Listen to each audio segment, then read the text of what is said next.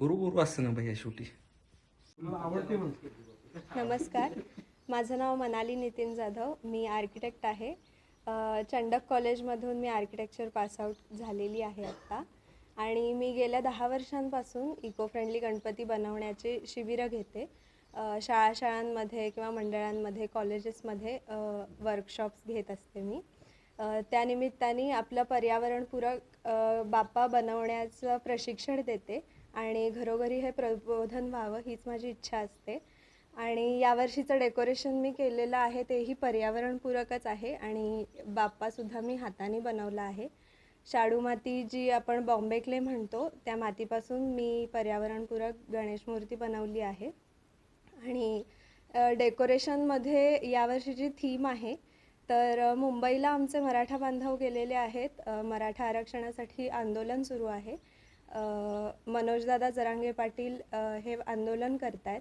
तर एक छोटासा माझा घरातून याला पाठिंबा मिळावा यासाठी मी हे डेकोरेशन केलं आहे. आणि या आंदोलनाची गरज खरं तर आम्हा विद्यार्थ्यांनाच आहे, कारण पुढं नोकरीसाठी म्हणा, जॉबसाठी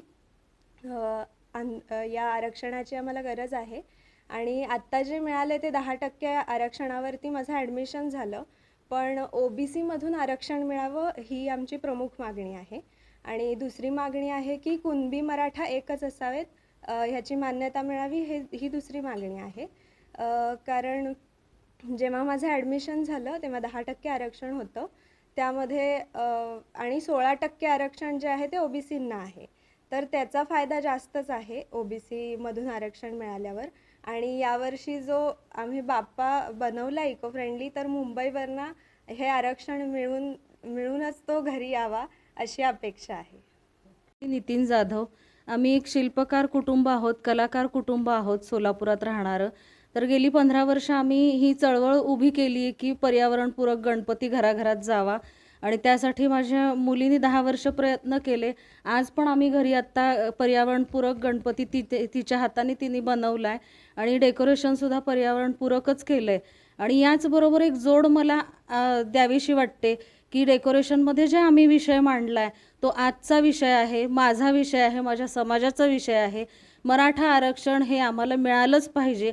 जो लढा गेली 40 वर्ष ॲडव्होकेट पुरुषोत्तम खेडेकर साहेब मराठा समाजात जागृती निर्माण करतायत की मराठा आरक्षण मिळालं पाहिजे, तोच विचार घेऊन पुढं अण्णासाहेब पाटील, पूर्वीचे पहिले म्हटलं तर अण्णासाहेब पाटील, नंतर पुरुषोत्तम खेडेकर आणि आत्ता मनोजदादा जो लढा लढतायत. मुंबईत जे अनेक बांधव आमचे लाखो हाल अपेष्टा पावसाळा सहन करत गेलेत, कुणासाठी गेलेत तर आमच्याच मुलांसाठी गेलेत. तर आमच्या मुलांचा हा लढा ते लढतायत, तो पाठिंबा आपण त्यांना थोडासा तरी पाठिंबा, एक कण पाठिंबा आपण द्यावा घरातून. कामामुळे आम्हाला तिथं जाता आलं नाही तर आपण घरातून तरी पाठिंबा द्यावा.